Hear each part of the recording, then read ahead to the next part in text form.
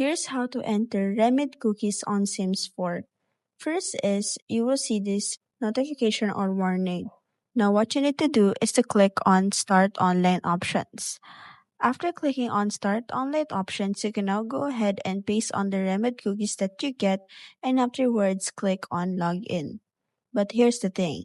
Sometimes Remid cookies are invalid on some PCs or the device that you have.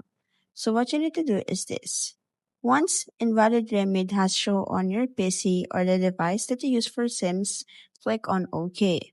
And afterwards, what you need to do is go to the application options of your device and search for Remid. And then go ahead and copy the Remid cookies that you will see under the value.